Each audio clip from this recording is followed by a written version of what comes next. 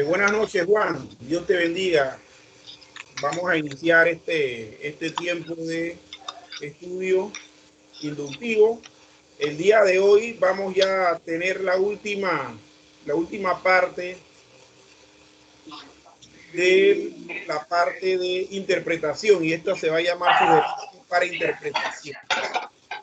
Ok, claro. Entonces, vamos a orar. Te voy a pedir, por favor, que nos puedas guiar en oración, Juan. Sí, claro, claro. Wow, sí. Espero que me escuchen bien, hermano, porque Sí, te yo, escucho bien. ok. Gracias, Padre, Señor, te damos gracias ante todo, Padre, por permitirnos, Señor, reunirnos, Señor, para darte la gloria y la honra, Padre. Señor, estando aquí, Señor, que tú nos dejes esa sabiduría, ese entendimiento, Padre, para crecer, Señor, y aprender más de ti, Señor. Gracias, Señor, por permitirnos agradarte, hacer cosas que te gusten, Padre. Sabemos, Señor, cuáles son las que no te agradan, Señor, y te pedimos perdón por hacer las que no te agradan, Padre. Señor, como dejar de adorarte, Señor, dejar de crecer en tu verdad, Señor, ya que tú nos has mostrado tantas cosas, Señor, porque tú lo has querido así, de una u otra forma. Señor, te doy las gracias por darme este pastor, hermano Señor, porque tú le des las fuerzas, le sigas dando esa sabiduría, que siga llevando tu verdad y exponiéndola, Padre. Gracias por la hermana Gloria, te doy que me la siga cuidando, Señor, y que siga manteniéndola en crecimiento, Señor, espiritual, Señor, para que ella pueda ser luz, Señor, para los que tienen oscuridad, Señor. Señor, también por mí, Señor, que tú me des esa fuerza, que mantenga en crecimiento, Señor, un crecimiento constante, que las cosas que puedan pasarme en cuanto a externo, a lo que no sea de ti, Señor, no me apague, Señor, sino me dé mucha más fuerza para yo seguir adelante, Padre, para agradarte, Señor, y poder llegar a hacer lo que tú quieras que yo sea en esta vida, Padre. Gracias por todo, Señor. También te pido por todos los otros hermanos que no se encuentran conectados, que tú, Señor, le des esas ganas, Señor, de hacer bien las cosas y que por algún motivo no se han conectado, de que tú los mantengas, Señor, fiel a ti. Gracias por todo, Señor. Alabado sea tu santo nombre. Amén.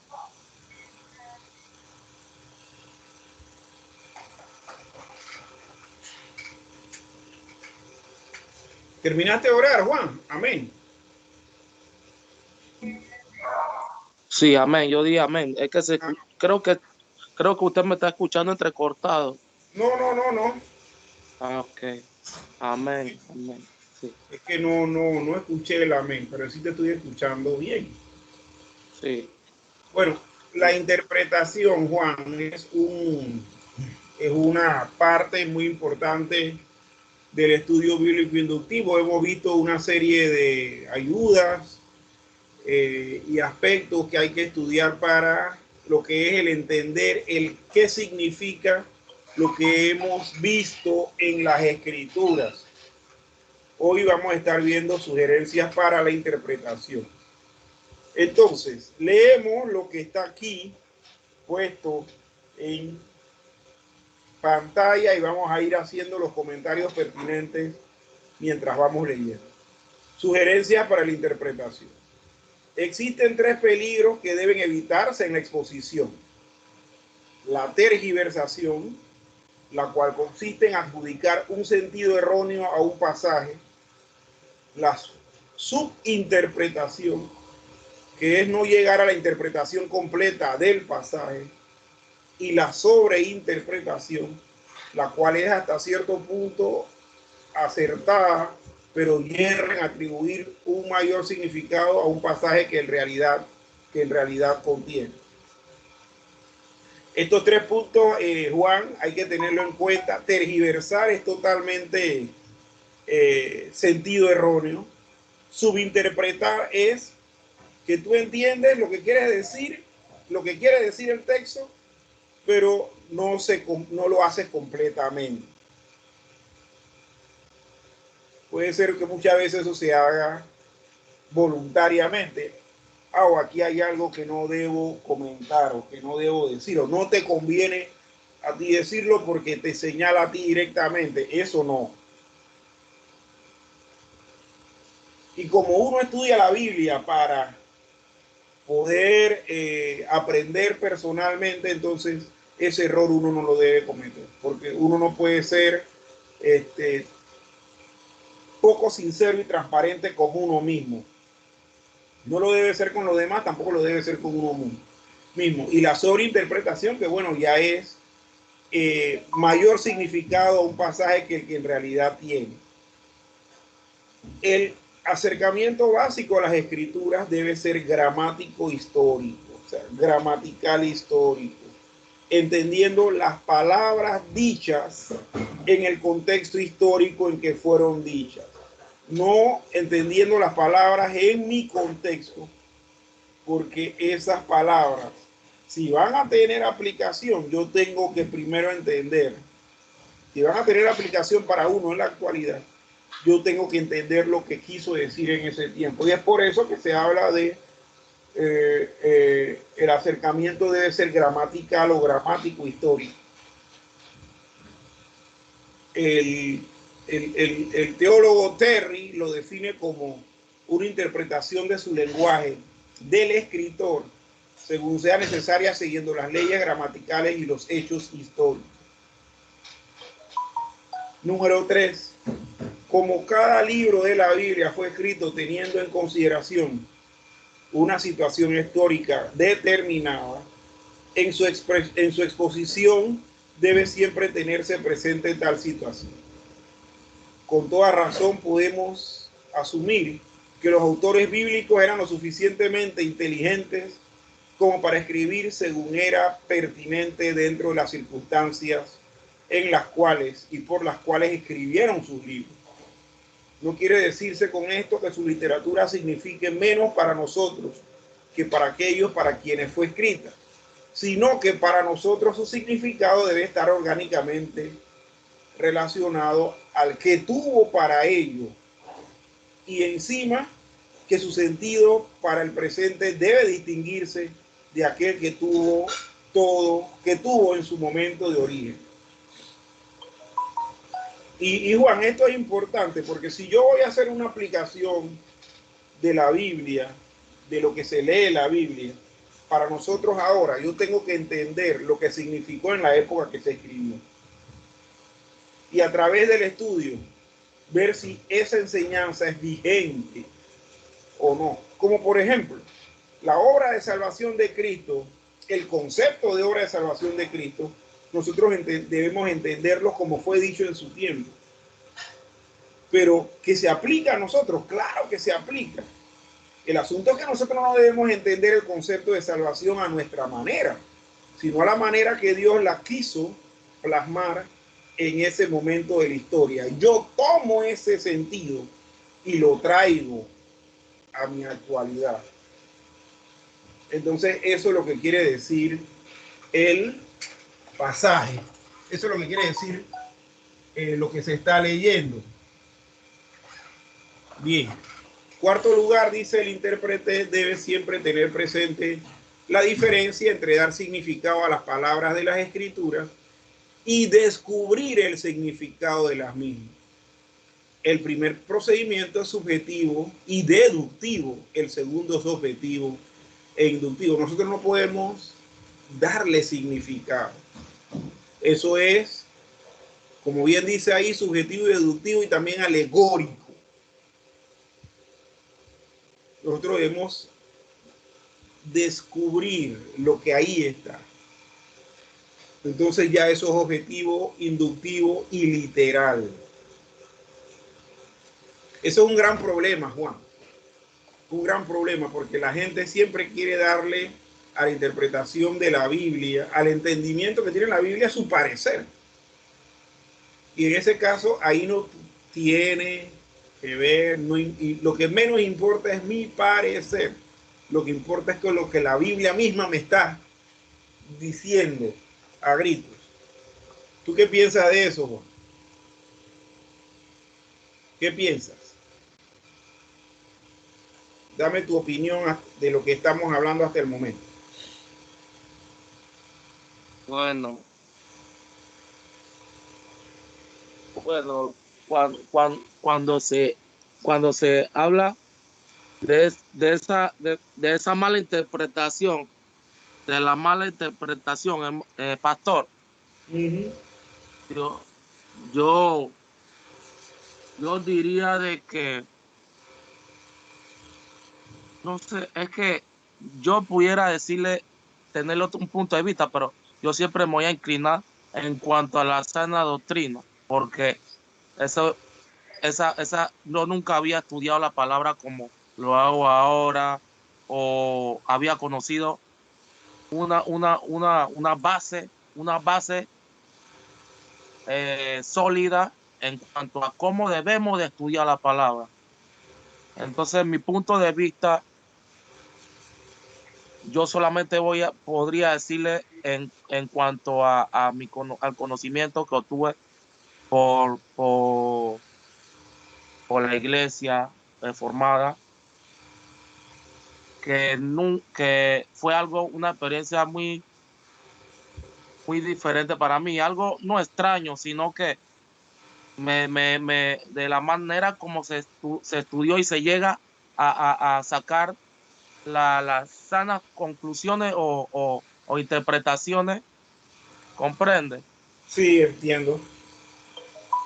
de las sanas interpretaciones, me he dado cuenta de que no es, no debe ser leer por leer o decir por decir o escuchar por escuchar, sino cada detalle de pie a cabeza que tiene la palabra te lleva a la verdad, pero pero con un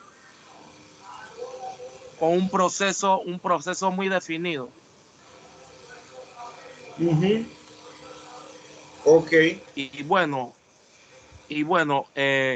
como le pudiera decir del catecismo de Westminster, que, que, que eso fue algo usted sabe que fue algo nuevo para nosotros y nunca habíamos escuchado de eso, y cuando se nos abrió la oportunidad, gracias al Señor de escuchar sobre el catecismo, fueron cosas que wow, nosotros verdaderamente éramos ignorantes de la verdad y de lo que el Señor quiere para con nosotros y cómo es Él. Y entonces cuando ya ves eso ya te planta y ya adquiere algún conocimiento, no del todo, pastor, algún conocimiento, ya te das de cuenta cuando otras, otras iglesias o alguien malinterpreta o habla sobre la escritura, pero dista de lo que quiere decir, inmediatamente, algo automático. Sí. Ese es un punto de vista mío. ¿Y tú piensas que la forma que se está utilizando con los catecismos y con la confesión de Westminster es una forma de, ¿cómo se llama? Una forma de interpretar la Biblia como leímos en el punto 4? O sea, que descubre uno el significado de las mismas escrituras, y es decir, que es objetivo e inductivo. Sí, viéndolo bien de esa manera, tanto así que no solamente es como usted me dijo, sino también debería ser una regla. Debería ser una regla para, para, para, para poder conocer verdaderamente qué es lo que no quiere decir el Señor mediante su palabra. Ajá. Una regla ya algo como pactado, porque no creo que haya otra, pero si la hay, tengo desconocimiento. Mira que ahora que tú mencionas eso, cuando tú lees la Confesión de Westminster y lees los catecismos, tú te das cuenta, nada más por cuando nosotros, tú ves que hacemos el ejercicio de leer la pregunta, luego la respuesta, leemos las referencias bíblicas, ¿verdad? Y Ajá. posteriormente hacemos la lectura de los comentarios. Tú te das cuenta que los que elaboraron la confesión de Westminster y los catecismos lo hicieron de esa manera, lo hicieron inductivamente. Nada más que dejaron todas esas reflexiones inductivas escritas en un documento llamado Catecismo Mayor o Catecismo Menor de Westminster y Confesión de Fe de Westminster. Entonces, eso nos debe llevar a nosotros a, mira, como tú bien has dicho, tú has encontrado un asunto que es novedoso para, para ti y para mí, pero es viejo dentro de una tradición que cuando nosotros ahora estamos experimentando vivir en esta tradición cristiana, nos damos cuenta que es tan, tan cercana a la Biblia que uno queda impresionado. Ahora, Juan, uno necesita siempre continuar eso. Uno necesita siempre continuar eso porque si no, uno o se convierte en un cristianito, y entre comillas lo voy a poner, religioso, nunca va a ser confrontado con la Biblia, va a leer la Biblia por encima, tratando de buscar motivación, tratando de buscar felicidad, pero nunca vas a leer la Biblia que te estremezca, que te golpee, que te humille, que te regañe, que te reprenda, que te meta el dedo en la llaga y te haga reaccionar. Sino como pasajes selectivos, como hacen muchos, pasajes selectivos. Sí. Pasajes muy selectivos, los seleccionan. Muy bien, así es. Bueno, vamos a continuar. El 5. La explicación más fácil es decir que fluye naturalmente y sin coacción de todos los hechos. Es generalmente la más acertada. No es cierto que la más difícil y enredada o la más misteriosa sea la más sensata. Bueno, aquí tenemos nada más que decir lo siguiente. Va a ser la más fácil en el sentido de que uno no va a tener que estar torciendo el texto o malinterpretando o tergiversándolo. O sea, va a ser más fácil porque uno va a aceptar lo que la misma Biblia está diciendo. A veces esa información que está fácil es difícil de tragar porque es muy fuerte. Pero muchas veces no nos debemos dejar llevar por esto, como dice aquí, que la más difícil o la más enredada es la más sensata. ¿Por qué? Porque la más difícil y la más enredada muchas veces es la más misteriosa.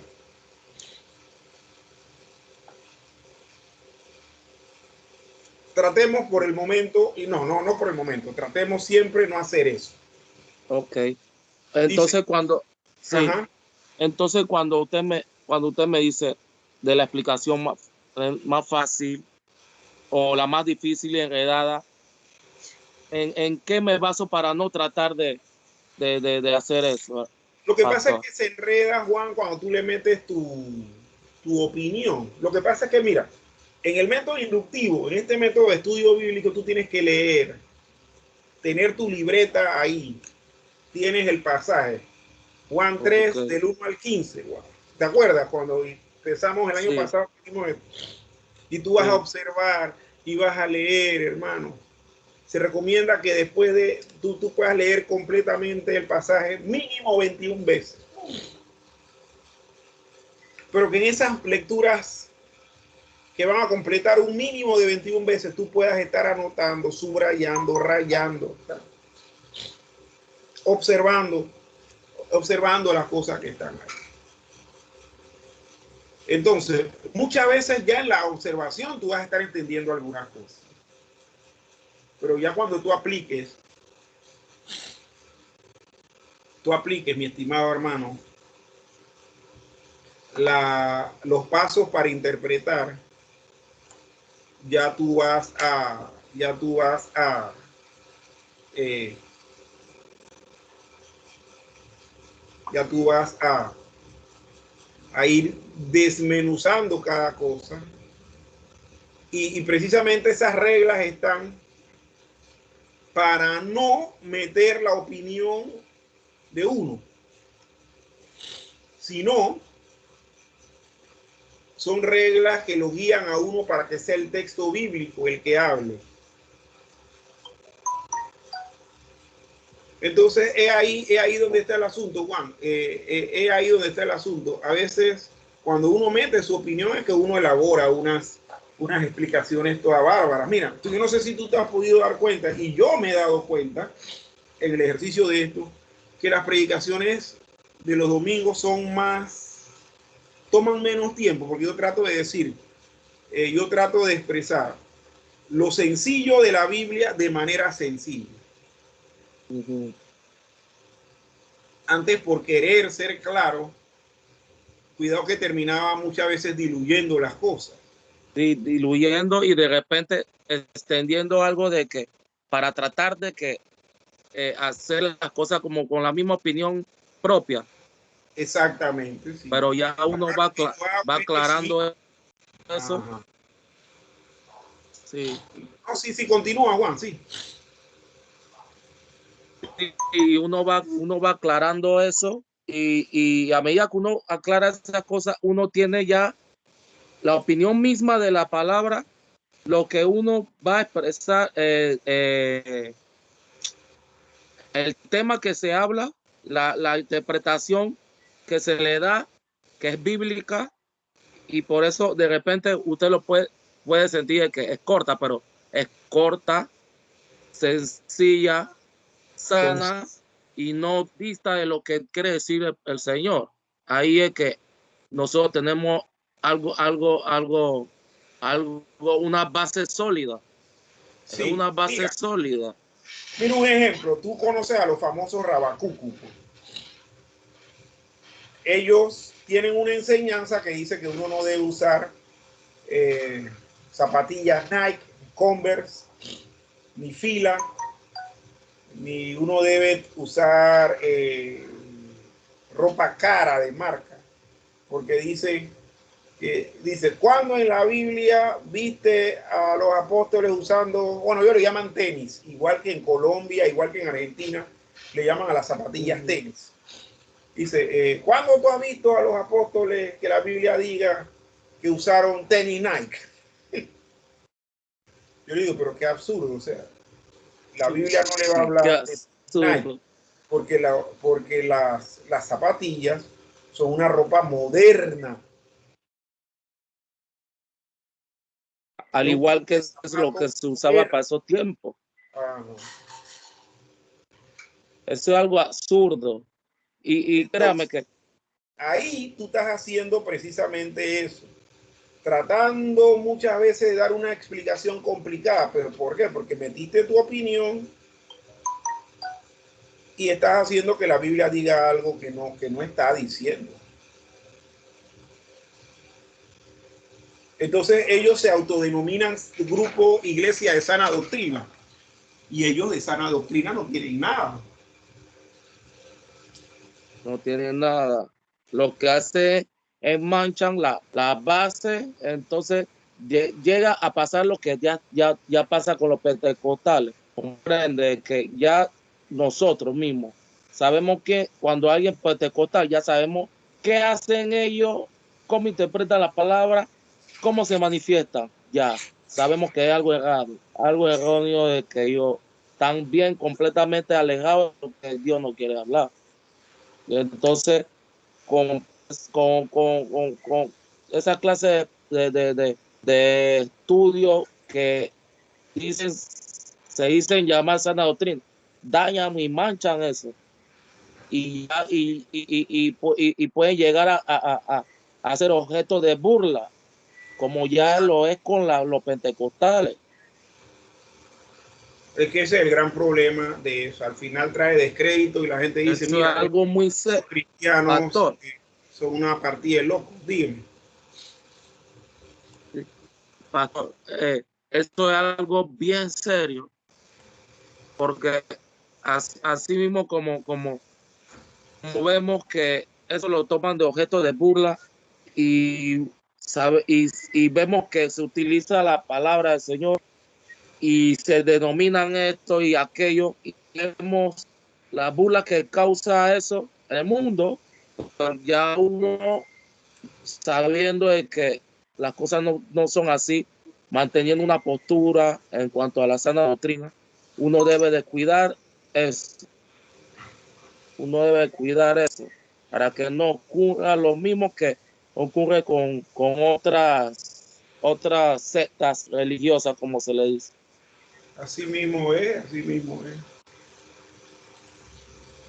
Y eso que toca decir es bien importante porque donde nosotros descuidemos una sola, un solo aspecto de lo que es la interpretación bíblica, ¡pau! Se cuela la subjetividad y entonces nos daña la interpretación. Bien, Sí. continuamos, mi estimado Juan Mason. Dice, en un relato bíblico determinado, cada término y expresión tiene un significado único. Por consiguiente, debemos evitar otorgarle a los mismos interpretaciones dobles. Nunca debemos decir, esto significa esto y esto y esto. Esto tiene varios significados. No, no. Eso tiene un solo significado. Es lo que Dios quiso decir y ya. El asunto está en que cuando hacemos eso también dañamos el asunto. Mira, y por eso que tristemente tú ves que hay tantas escuelas de interpretación. Hay unas que son correctas y otras que son totalmente incorrectas. ¿Pero por qué? Porque los que tienen la tendencia incorrecta son los que quieren estarle metiendo su parecer a las cosas. A las cosas. Bien, dice el 7. El intérprete debe estar muy Sí. consciente de no interpretar un pasaje basándose en ideas preconcebidas de lo que tiene, de lo que debe contener. Por ejemplo, no debe acercarse al estudio de una unidad determinada con ciertas ideas referentes a qué clase de Dios se escribe allí. Allí se describe. En fin, no se debe tratar de imponer sobre un pasaje ideas preconcebidas. No hay duda de que esto ocurre con frecuencia, sobre todo en relación con el Antiguo Testamento. Mira, es más, tú sabes que en la historia de la iglesia cristiana, y por lo que pude ver en estos días, hay un resurgimiento de ese grupo. En los primeros siglos hubo un obispo de la iglesia llamado Marción. Y Marción decía que el Dios del Antiguo Testamento era diferente al Dios del Nuevo. ¿Por qué? Porque el Dios del Nuevo era un Dios malo, de guerra, de muerte, de ejecución. Y el Dios del Antiguo Testamento es un Dios de paz, de amor, de invitación a perdonar y todo lo demás. Y eso es el que se acerca con una idea marcionista al Antiguo Testamento. Eso es lo que va a entender. El Dios del Antiguo Testamento es malo y que el otro Dios, que es el que está en el Nuevo Testamento, es bueno. Y sin embargo, el Dios que refleja la Biblia, en toda la Biblia, es el mismo. Y es bueno en ambos testamentos. Lo que ellos no quieren entender precisamente, porque están desatendiendo algunas cuestiones que están sugiriéndose aquí, es que debemos entender las cosas de acuerdo a su historia, a su contexto histórico. ¿Por qué Dios tomó esa actitud de hacer borrar pueblos por completo? Y ahora no lo hace. Bueno, porque Dios quería darnos a entender muchas facetas, por ejemplo, como de que Él va a juzgar. y que no va a haber memoria de los que incumplan la ley de Dios o el decreto de Dios. Pero no, es fácil decir que no, es que ese Dios es uno y el del Nuevo Testamento es otro, porque el Dios este obligaba, el del Antiguo, y el Dios de la gracia no obliga. O sea, ¿quién dice que el Dios de la gracia, que él mismo del Antiguo Testamento no obliga? Si no obliga. Entonces debemos evitar eso que dice aquí, llegar a los pasajes con ideas preconcebidas.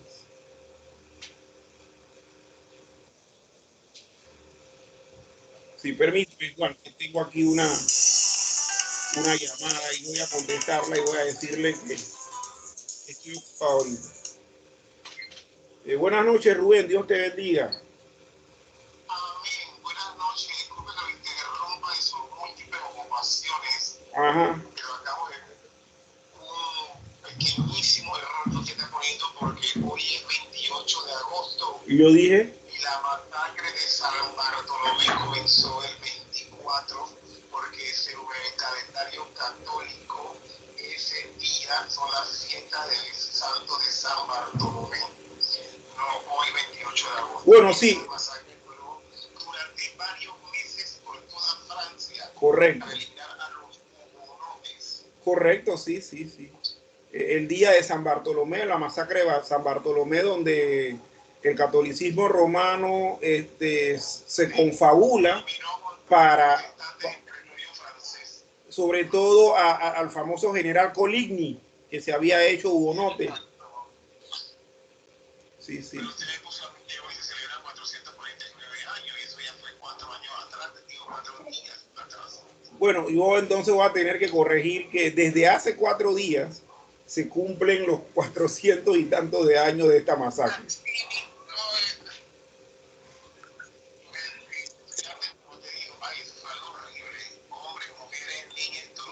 Sí, sí, sí, sí. Y no, y fue a traición. Sí, exactamente, sí, eso fue a traición. Hermano, convocaron prácticamente como para matarlos. Sí, exacto. Así que bueno, ¿y cómo está todo? Bueno, aquí precisamente estoy yo transmitiendo una charla que se llama Estudio Bíblico Inductivo. Y bueno, es con los hermanos de la Iglesia Centro Reformado Nacional. Bueno, aunque solamente hay uno ahorita, que es Juan Mason, pero de igual manera estamos viendo eso, pues. Y estuvimos haciendo reflexión de cómo para mí el hecho de estar militando dentro del cristianismo no católico romano, protestante, y sobre todo dentro de la tradición reformada, ha sido de mucha bendición. Pues ha sido de mucha bendición. ¿Por qué? Porque es una tradición que se ha preocupado con toda la persecución que recibió de estudiar la Biblia y de dejarnos documentos que trasciendan el tiempo y que nos expliquen la palabra de Dios, como la confesión de Westminster, los catecismos, etcétera, etcétera. Los otros estándares que son la confesión belga, el catecismo de Heidelberg, por ejemplo, etcétera, ¿no? Bueno, mira que me acabo de levantar y volví a ver los estados y yo vi que hoy es 28 de agosto, eso fue de San Bartolomé el 24. Sí, sí. Así que bueno, no se preocupe, profesor, gracias por decirme y yo voy a corregir. Nada, por lo menos con que hace 4 días se cumplió. Exacto. que eso duró varios meses en toda Francia. Sí, sí, sí. Fue un asunto terrible. Quiero ver, mira, para ver si tú tengo razón, no sé, dime tú. No, sí, ejemplo, sí, sí. En esto, yo he escuchado que digamos que, o sea, en los países musulmanes, si tú quieres abrir una iglesia cristiana, te van a decir que no. Pero ellos en nuestros países vienen y abren sus mezquitas y todo lo demás. Entonces ellos los consideran infieles. Ajá. Yo creo que Mahoma les ha ordenado a ellos que matar a todos los infieles. Sí, es Rubén Mena. Sí. ¿Qué te iba a decir? Sí, el asunto está en las políticas. Las políticas de los países de Occidente quieren ser más tolerantes que lo que deben ser. Vean casi, si tú me consideras infiel y me restringes de llegar yo a tu país que tenga libertad religiosa, tú debes ser tratado igual. Es más, en nuestros países se le debe obligar a ellos a no usar la ropa religiosa de ellos. Exacto, yo estoy de acuerdo con eso. Sí, sí, sí. Pero eso se lo debemos tristemente a los políticos nuestros, que a través de las últimas décadas han querido acercarse y ser tolerantes al Islam, cuando el Islam no tiene ningún interés de ser tolerante con uno. Putin le dijo a ellos que si ellos van a ir a Rusia, que mejor se conviertan a la cultura rusa, porque él no les va a permitir allá que hagan lo que ellos hacen en sus países. Sí. Rubén, te quería decir que, bueno, estoy aquí con el hermano Juan transmitiendo en vivo, así que más tarde hablamos hoy. Dale, hermano, con bendiciones para todos los oyentes. Amén, gracias. Amén. Sí. Bueno. No sé si tú te acuerdas de él, pero él tuvo el año pasado en algunos domingos conectándose con nosotros. Rubén Mena se llama. Sí, sí, pero es cierto, ¿no? Lo que él dice de la famosa masacre o matanza de San Bartolomé, que en un día en que el catolicismo romano celebraba a Bartolomé, pues ellos, los católicos franceses, se confabularon para asesinar y raer de Francia la molestia de los hugonotes. Los hugonotes fueron los calvinistas franceses, si es que se le puede llamar así. Calvinista francés. Sí, sí, sí, sí. Calvinistas franceses. Aunque ellos se organizaron posteriormente de Calvino, y Calvino era francés, pero Calvino hizo su ministerio donde en Ginebra, pero muchos llegaron a Ginebra, aprendieron de Calvino, de los pastores amigos de Calvino, que eran más viejos que Calvino, sobre todo Teodoro de Beza, y formaron en Francia una iglesia, una iglesia llamada, bueno, era una iglesia, era una iglesia protestante. ¿Y por qué son calvinistas? Bueno, porque muchos de ellos se formaron en la escuela de Calvino, pero al regresar a Francia fue que hubo problemas. Francia siempre fue un país intolerante, religiosamente hablando, y esto ocurrió antes de la Revolución Francesa. Entonces, cuando vino la Revolución Francesa, que se supone que era la solución, fue un mal peor, porque también durante la Revolución Francesa, Juan, los católicos fueron restringidos. Y muchos católicos, los revolucionarios franceses, entre esos Robespierre y demás, guillotinaron a un montón de gente. Así que en cierta manera se hizo justicia, aunque yo no me atrevería a decir eso como justicia propiamente, ¿no? Porque el que juzga al final termina pagando es Dios, pero sufrieron la venganza. Pero bueno, Francia es un país que históricamente se ha... Y ahora tú ves que Francia no le hace nada al montón de musulmanes que tiene viviendo allá. No le hace nada porque Francia tiene una de las comunidades islámicas más grandes de Europa.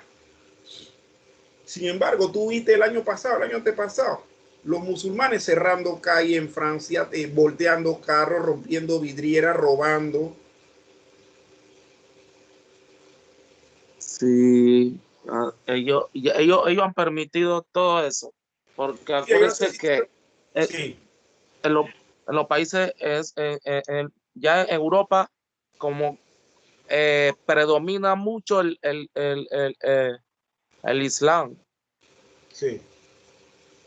¿no? Y yo no sé si tú recuerdas el famoso caso, el atentado a Charlie Hebdo, que fue que en una revista francesa donde pusieron a, a, a Mahoma, se que hicieron un dibujo donde Mahoma se estaba cogiendo a Alá. Entonces eso encendió en ira a los islámicos residentes en Francia, refugiados. ¿Y qué hicieron? Hicieron un atentado, tiraron una bomba, o no sé si, no sé, no recuerdo si fue que ametrallaron, honestamente no sé, pero se fue. Dentro del país. Ellos hacen lo que Yo sé quieran. que eliminaron a los causantes y eso quedó así. No, Me y vaya a hacer una iglesia en su país. Los quedan matando a usted mismo ahí mismo. Sí, sí, sí. Entonces, eso es importante. Bueno, démosle gracias que el profesor Rubén Mena nos pudo. Correímos. Ajá, sí. Bien, habíamos hablado que no debemos llegar al texto bíblico con ideas preconcebidas. En octavo lugar, el intérprete objetivo no prejuzga un pasaje basándose en interpretaciones tradicionales o denominacionales. Deberá más bien considerar tanto los datos a favor como en contra que pueda descubrir en las diferentes versiones y habrá de elegir la explicación que en su opinión tenga más evidencia. Todavía más, si dichos datos no son concluyentes, deberá ser lo suficientemente honrado como para decir no estoy seguro del significado de este pasaje. Esta actitud resultará en una interpretación no solo más imparcial y por lo tanto más acertada, sino en una comprensión de los puntos de vista mantenidos por otros, junto con un entendimiento de nuestras propias razones. Bueno, es que al fin y al cabo uno tiene que ir con una mente limpia en cuanto a eso, ¿no? Que ya nosotros hayamos concluido y comprobado que una herramienta educativa eficaz son las confesiones y los catecismos, sí. Pero sí sería bueno que nosotros hagamos prueba de esta sugerencia y un día agarremos el catecismo y lo trabajemos inductivamente. Mira, y eso no debemos por qué temer.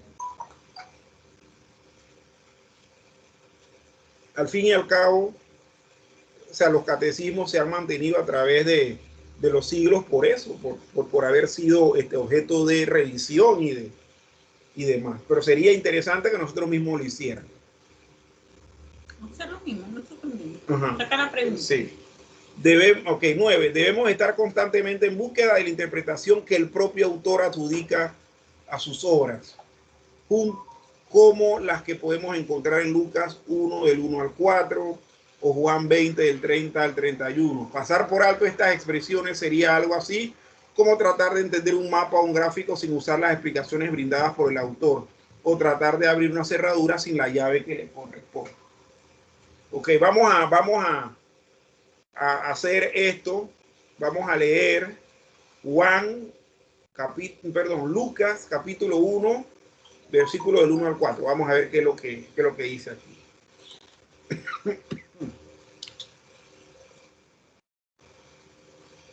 Lucas. 1, del 1 al 4. Ok.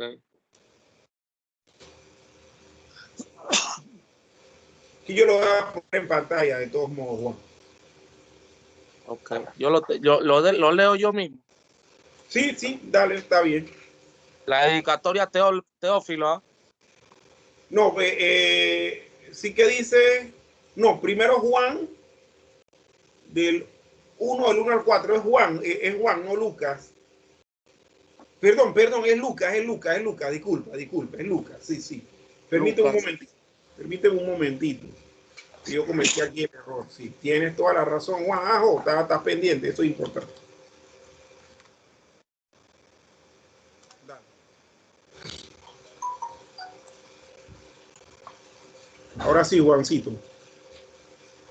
puesto que ya muchos han tratado de poner en orden la historia de las cosas que entre nosotros han sido ciertísimas, tal como nos los enseñaron los que desde el principio lo vieron con sus ojos y fueron ministros de la palabra. Me ha parecido también a mí, después de haber investigado con diligencia todas las cosas desde su origen, escríbetelas por orden, oh excelentísimo Teófilo, para que conozcas bien la verdad de las cosas en las cuales has sido instruido. Sí, permíteme un momentito, Juan, porque la hermana ahí sí está tratando de entrar, pero yo no sé por qué ella está tratando de entrar en otra sala.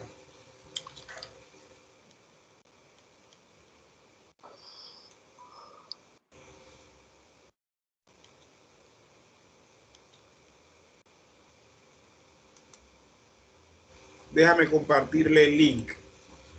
El link que te compartí a ti, se lo voy a compartir a ella. Dale.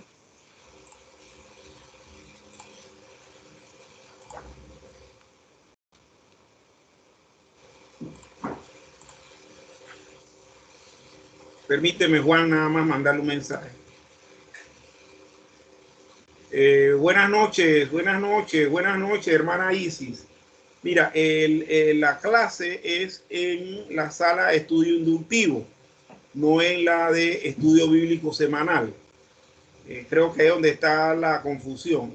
Viste estudio bíblico y te confundiste, pero es la de estudio bíblico inductivo. Aquí te mando el link.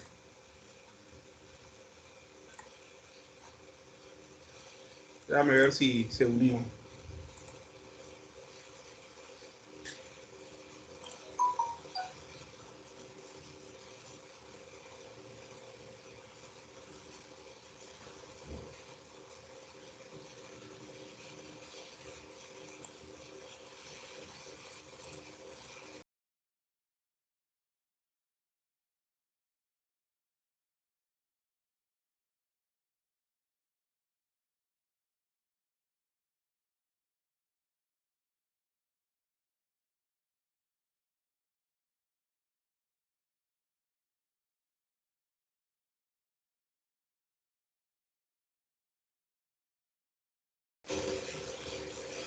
Juan, sí, disculpa, Juan.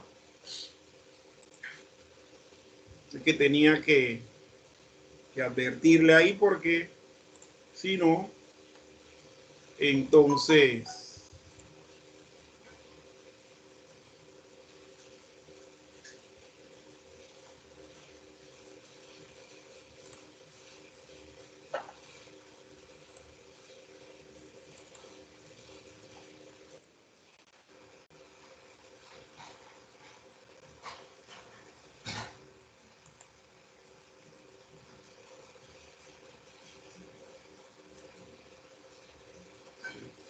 ay, déjame continuar con Isis acá. Y permíteme, Juan. Ay, no se preocupe.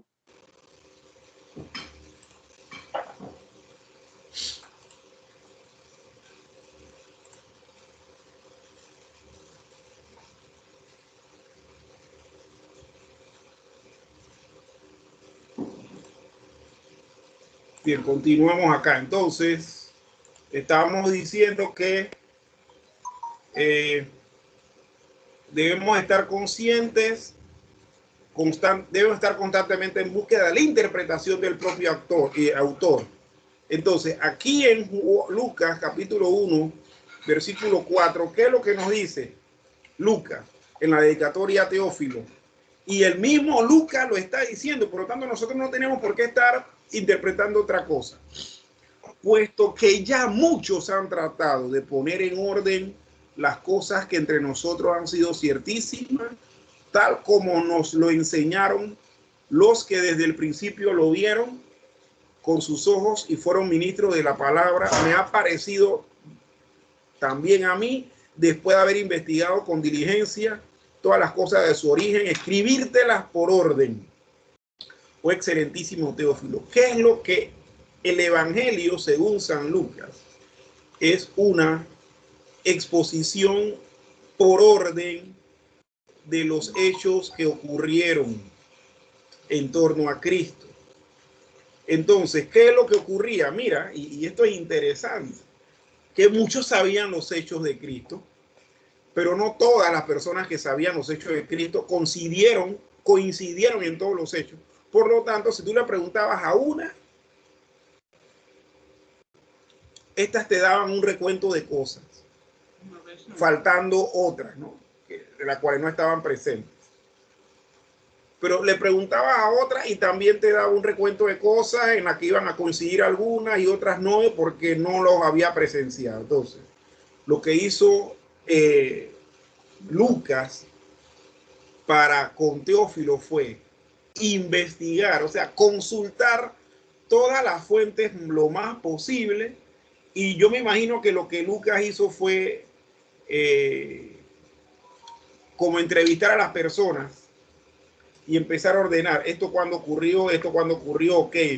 Como Jesucristo estuvo ministrando alrededor de 3 años y medio, bueno, esos 3 años y medio lo fue tomando poco a poco, lo fue ordenando. Ok, fulanito me dijo esto, aquí está.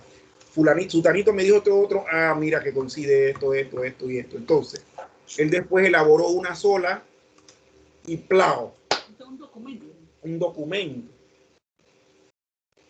Posiblemente fue uno de los pocos documentos como los otros evangelios que fueron escritos. ¿Por qué? Porque las demás cosas se sabían como verbalmente. Era tradición oral.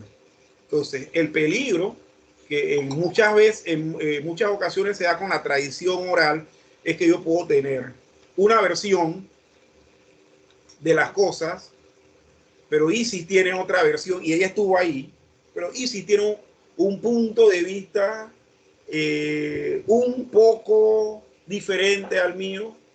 Pero puede ser que Juan no lo vio, pero puede ser que Gloria sí lo vio, pero Gloria ve el asunto un tanto parecido a Isis. Y entonces, ¿qué fue lo que hizo Lucas? Bueno, Lucas le preguntó a todos que estuviesen vivos, obviamente, y empezó a escribir.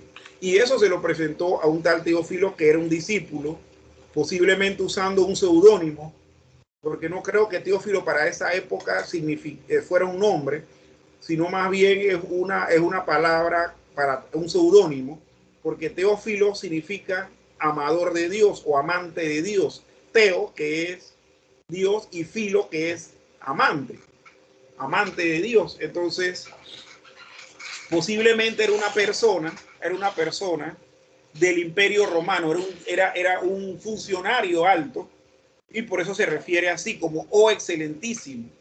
Pero lo importante aquí es lo que estamos viendo en este punto número 9, que es que debemos estar constantemente en busca de la interpretación del propio autor.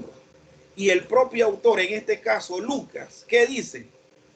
Que lo que él va a contar, lo que nosotros vamos a leer en Lucas, es un recuento ordenado de todas las cosas que entre nosotros han sido ciertísimas. O sea, Lucas está diciendo, todo lo que aquí se ha planteado es cierto porque ha sido comprobado, porque ha sido totalmente confirmado por varias personas a las que se les preguntó. Nosotros debemos estar siempre en eso, porque si no lo hacemos, hasta la interpretación de Lucas la cambiamos, de ser posible, si no hacemos eso. Entonces está el otro texto. El otro texto está en Juan 20, vamos a ponerlo así mismo, Juan 20, 30 al 31. Vamos a buscarlo ahí y vamos a presentarlo en pantalla para...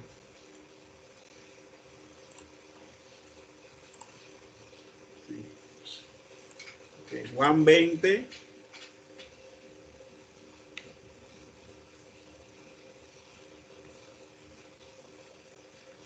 Dice, el propósito del libro. ¿Cuál es el propósito del libro de Juan?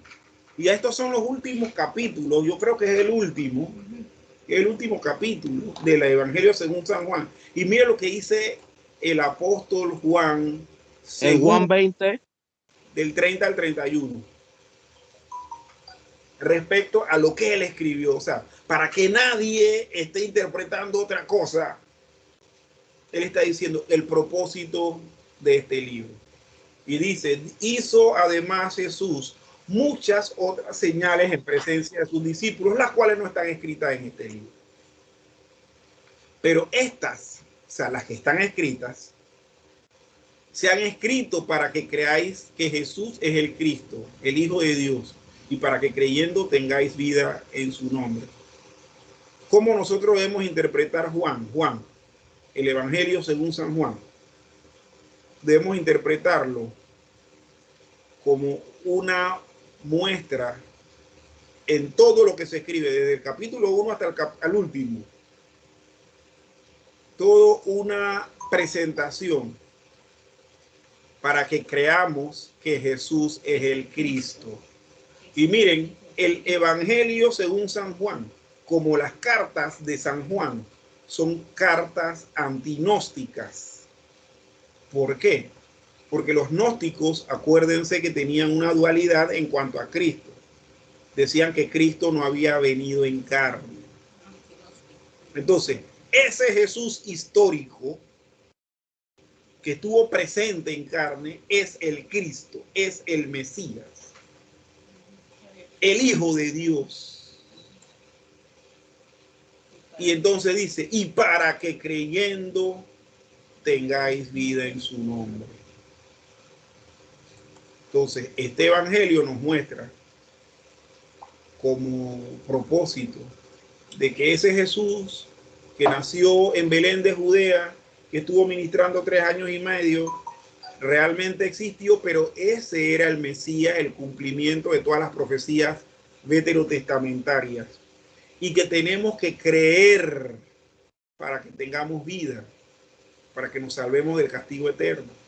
O sea, el que interpreta de manera diferente el Evangelio según San Lucas está cometiendo un grave error.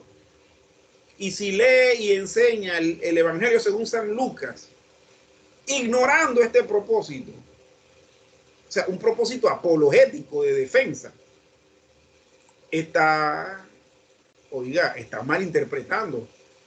Entonces miren lo que dice acá, lo leemos. Pasar por alto estas expresiones sería algo así como tratar de entender un mapa o un gráfico sin usar las explicaciones brindadas por el autor, o tratar de abrir una cerradura sin la llave que le corresponde.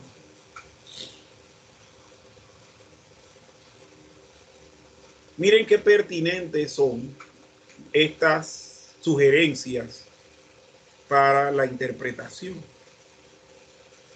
No debemos ignorarlas, hermanos. Debemos ser lo suficientemente humildes y acogernos a ella, porque donde queramos hacernos sentir, yo quiero hacer valer la opinión de César Tuñón, dañamos el asunto. Dañamos el asunto. Décimo, la interpretación debe caracterizar por el principio de consistencia. El intérprete debe ser consistente tanto en su exégesis como en la práctica exegética. Aún más, debe presuponer que un autor es asimismo consistente en lo que escribe. Cuando hablamos de consistencia, es que las ideas bíblicas van a ser las mismas. Las conclusiones que la Biblia no va a estar brindando van a ser las mismas. La Biblia no se contradice. Por lo tanto, nosotros no podemos tener interpretaciones contradictorias. En un pasaje entender que Jesús es Dios y que en otro pasaje entender que Él no es Dios. Eso es inconsistencia. A ver qué hora tenemos. No, van a ser son las 8:03. Bien, pregunto por la hora para no extendernos más de las 8:30. Y cuando hablamos de exégesis, hermanos, acuérdense que exégesis es una forma de extraer de la Biblia lo que la Biblia contiene, no introducir en la Biblia nuestros pensamientos. 11. Los problemas que inevitablemente han de surgir en relación con el estudio de la Biblia no deben constituir un impedimento para la explicación de lo que es claro y salta a la vista. Esto no quiere decir que los problemas sean insignificantes y que podemos dejarlos de lado, sino más bien que existe el riesgo de que estemos tan al tanto de ellos y tan preocupados con los mismos que lo único que podamos observar en las escrituras con miles y miles de problemas. Si esto llega a ocurrir, nos encontramos abrumados por la exégesis aún antes de comenzar. Hermanos, van a haber situaciones de textos oscuros. Eso es cierto. Hay ciertos pasajes de la Biblia que a simple vista son difíciles de entender.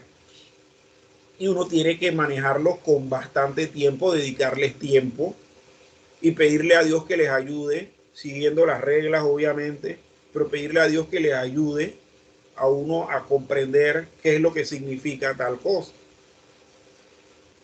Pero hay gente que se obsesiona tanto con lo que no pudo entender que al final no quiere entender más, porque va a llegar a la Biblia asustado o preocupado con complicaciones. No. O sea, dejémoslo de lado, no para olvidarnos de ello, de ese pasaje difícil de entender. Dejémoslo de lado por el momento, pero posteriormente lo abordamos y le damos hasta que posteriormente lo comprendemos. O en el caso de que, bueno, aún así, porque también puede ocurrir que le dan y nada, entonces para eso usted es miembro de una comunidad religiosa donde tiene un líder que se supone debe estar capacitado y él le puede guiar a la comprensión de esos pasajes. Y le puede ofrecer herramientas para que usted también comprenda ese pasaje. Pero no debemos estancarnos. Es como lo que pasa cuando uno hace un examen o un ejercicio. Los estudiantes se concentran tanto en el problema o en la parte que no han podido resolver que se olvidan del resto del examen. Y al final, cuando van a ver, termina el tiempo y no han hecho nada. Oiga, vaya contestando lo que se sabe. Y después, cuando ya terminó eso, dedíquese a resolver ese problema o esa pregunta. ¿Sí o no? Asimismo debe ser nuestro ejercicio. Seguimos leyendo, hermano. Seguimos acá en esto. A menudo debemos leer entre líneas si queremos obtener el pleno significado de la unidad de literatura bíblica. Esto es cierto sobre todo con respecto al estudio de las epístolas del Nuevo Testamento. Debido a la naturaleza propia de la epístola, se plantea la necesidad no solo de tratar de deducir lo que quiso decir el autor al expresar ciertas palabras, sino también las ideas y pensamientos de aquellos a quienes la epístola estaba dirigida y que eran conocidos del autor. Por ejemplo, Pablo sabe de antemano las reacciones que han de tener sus lectores romanos. Él los conoce. No lo expresa en todas sus palabras, puesto que no había necesidad para ellos. Las cartas siempre presuponen e implican mucho más de lo que en realidad expresan abiertamente. Siendo esto cierto, el expositor debe hacer un esfuerzo para reconstruir las circunstancias en que fueron escritas. Esta reconstrucción, sin embargo, debe ser dirigida por datos objetivos contenidos de la misma carta y por los hechos que constituyen su telón de fondo en el aspecto bíblico. Miren, voy a ponerles el ejemplo. Imagínense que yo tengo una disputa verbal, una disputa verbal con Isi. Vamos a poner el ejemplo de Isi. No es que yo tenga ahorita ninguna disputa verbal. Pero entonces, Isi y yo mantenemos esa disputa mandándonos mensajes de texto. o vamos a ponerlo más arcaico, mandándonos cartas por el telégrafo y por los correos postales. Entonces, cuando yo escribo algo y lo escribo con cierto tono, y si sabe, porque la conversación es entre Isis y yo, y si sabe los sentimientos que yo estoy descargando en lo que estoy escribiendo, y yo sé también los sentimientos de lo que Isis está descargando en lo que está escribiendo. Por ahora imagínense que esa carta o esos textos los lea Juan. Al ir leyendo, Juan va a saber qué es lo que está pasando. Juan posiblemente va a decir, bueno, hay una diferencia, hay un problema entre Isis y César. Pero lo que Juan jamás va a poder entender va a ser los sentimientos que hay en mí y los sentimientos que hay en Isis, porque él no conoce el problema de fondo. ¿Cuál es la única manera de que Juan pueda entender? Preguntándome a mí y preguntándole a Isis, o reuniéndose conmigo y con Isis y diciendo, bueno, hermanos, ¿por qué usted le dijo esto a la hermana? ¿Por qué la hermana le contestó esto? Y ya, después que nosotros le descifremos la razón, entonces ya él va a entender. Bueno, con las cartas de Pablo ocurre algo parecido. Y es donde entonces se nos está pidiendo que leamos entre líneas. Que leamos entre líneas. Porque es a leer entre líneas, tratando de hacer deducciones de las emociones con las que, en este caso, el apóstol le escribe a la iglesia de los romanos, de la iglesia de Roma.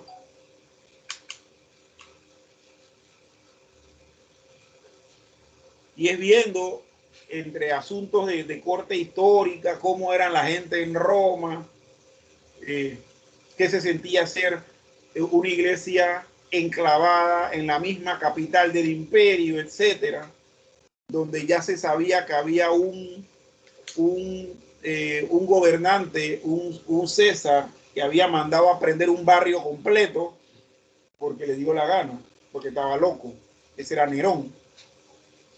Entonces, conociendo estas cosas y viendo lo que podemos leer entre líneas, vamos entonces a ver, como dice aquí, mucho más de lo que en realidad expresan abiertamente, porque vamos a entender las posibles reacciones y emociones. Entonces, como bien dice esto último que voy a sombrear, siendo esto cierto, el expositor debe hacer un esfuerzo para reconstruir las circunstancias en que fueron escritas. Esta reconstrucción, sin embargo, debe ser dirigida por datos objetivos contenidos en la misma carta y por los hechos que constituyen su telón de fondo en el aspecto histórico. Lo que encontramos de cierto en la interpretación de las epístolas también es básicamente válido en lo que concierne a otros libros y en lo que concierne en el ejemplo que acabo de poner de los textos que Isis y yo nos estuvimos mandando, los supuestos textos, los acabo de inventar, porque teníamos una diferencia, una disputa. Exactamente se aplica lo mismo, hermano, porque estamos ante un escrito. Ahora bien, además de hacer todo ese esfuerzo, nosotros debemos pedirle a Dios sabiduría para que nos abra el entendimiento y seamos lo suficientemente capaces mentalmente y espiritualmente para encontrar esos datos dentro de la lectura que estamos desarrollando. También, aquí en la 13 dice, el expositor debe observar tanto los principios tácitos, tácito es lo sobreentendido, lo que no necesita explicarse, como las verdades específicas en la exégesis de pasajes bíblicos. Hay cosas que son tácitas, pero hay otras cosas que no. Esas son las cosas que uno va a extraer no a meter en el texto, extraer con la exégesis.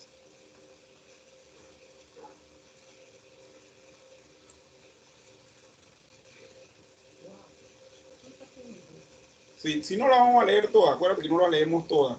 Siempre le decimos a los hermanos que ellos sigan la lectura, ¿no? Que completen la lectura. Bien, 14. Ciertos libros y partes de algunos libros deben ser estudiados en conjunto. Por ejemplo, Oseas y Amós deben estar asociados el uno con el otro en nuestra interpretación, como deben estarlo Job, los Salmos de sabiduría, Proverbios y Eclesiastés. Es más, a veces es necesario relacionar ciertos libros de la Biblia con escritos fuera de la misma. Ejemplo de ellos el hecho de que el Eclesiástico y Sabiduría de Salomón deben ser estudiados en relación con los libros de sabiduría acabados de enumerar. Bien, vamos a ver. Hay libros de la Biblia, hermanos, que pertenecen al mismo género literario. En el caso de Oseas y Amós, estos son literatura profética y son de los que nosotros llamamos profetas menores. Pero ¿qué particularidad todavía más pequeña tienen ellos que los distingue? Que ellos son profetas preexílicos. Cuando llamamos a estos preexílicos es que ellos estuvieron anunciando cosas antes que viniera Nabucodonosor, invadiera Judá y se llevara cautiva mucha gente a Babilonia. ¡Ay! Perdón. Se llevara cautiva mucha gente a Babilonia. Además de que fueron contemporáneos. ¡Ay! Muchos de estos profetas menores vivieron en la misma época. Tuvieron ministerios paralelos, entonces deben ser estudiados en conjunto. Van a haber cosas que me dice Oseas que Amós no me dice, pero si yo lo leo a ambos voy a entender más completamente qué era lo que estaba ocurriendo antes del exilio, antes de la conquista babilónica. Los libros de sabiduría, que son los que expresan precisamente eso, sabiduría para practicar en la vida. El libro de Job, algunos salmos, no todos los salmos son de sabiduría. Los proverbios completos y el libro de Eclesiastés tienen que estudiarse juntos. Pero también puede añadirse al estudio de estos libros apócrifos que son de la misma categoría. Y no es que vamos a tratar estos libros como libros inspirados, estos libros no lo son, pero son libros que nos pueden orientar en cuanto a lo que tratan. El Eclesiástico y la sabiduría de Salomón nos pueden ayudar a entender. Miren, hermanos, aquí estamos viendo una serie de sugerencias y es por eso que la sesión de hoy se llamó Sugerencias para la interpretación. Yo les animo, hermanos, a que ustedes puedan y quieran seguir leyendo esto y analizarlo, hermano. Lo voy a poner aquí también en el grupo para que sigan leyendo. Y voy a ponerlo aquí mismo, sigan leyendo el artículo. Porque ahí están todas las sugerencias para la interpretación. Hermanos, yo espero que esto haya sido de bendición. Y con este tema terminamos la parte número 2 del método inductivo, que es la interpretación. Acordémonos que el método inductivo tiene observación, interpretación y aplicación, ¿verdad? Bueno, con estas sugerencias terminamos. El próximo sábado, si así Dios nos lo permite, estaremos iniciando la última parte del método inductivo, que es aplicación. que es aplicación. O sea, cómo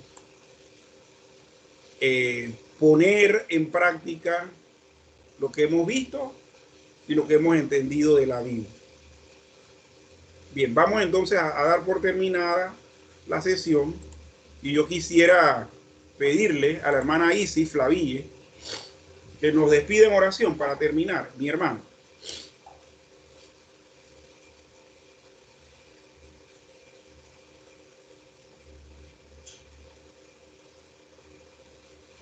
¿Me escuchan? ¿Algo? Sí, ahora le escucho, hermano. Sí. Buenas noches, bendiciones para todos. Bueno, gracias te damos, Señor, por este tiempo, Padre de la Gloria. Gracias, Dios maravilloso, porque tú eres bueno, Señor. Entré un poquito tarde hoy, pero bueno, siempre queda algo, Señor, de tu palabra y sabemos, Dios, que lo que entra en nuestros corazones, lo que llega a nuestra mente, Señor, es porque así tú lo has permitido, Señor. Pon un poco más de diligencia en nosotros, Señor, que tengamos de repente un mejor tiempo para entrar a tiempo, Señor, y poder escuchar tu palabra. Lo más importante, Señor, es que lo que hagamos, lo hagamos con amor y lo hagamos bien, Padre de la Gloria. Y sabemos, Señor, que tú nos guiarás, porque tú eres el dueño y Señor de todas las cosas y tu palabra, Señor, será de gran bendición no solamente para nosotros, sino también para aquellos oidores, Señor, la cual tú también escoges, Dios, porque todo lo haces tú. Gracias, Dios mío, bendícenos a cada uno de nosotros, que podamos tener semanas bendecidas, Señor. Gracias por suplirnos cada una de nuestras necesidades y bendecir también a nuestra familia. Señor, que esa palabra que hemos recibido, Señor, que recibimos siempre, Señor, quede en nuestros corazones y que ahí permanezca. Y lo más importante, Padre de la Gloria, que la podamos poner por obra, Dios mío. Y lo más, Señor, que yo siempre pienso en mi familia, Dios, que podamos hablarle a nuestra familia, Señor, a nuestro hogar, en nuestra casa, que podamos, Señor, a aquellas personas que no te conocen, Señor, que podamos llevar una palabra verdadera, Dios mío. De eso se trata, Señor, que podamos aprender a hacer las cosas como conviene y como tú desees. Gracias por ponerlas en nuestros corazones y en nuestra vida. Gracias, Señor, que podamos tener una semana bendita en el nombre de Jesús. Amén.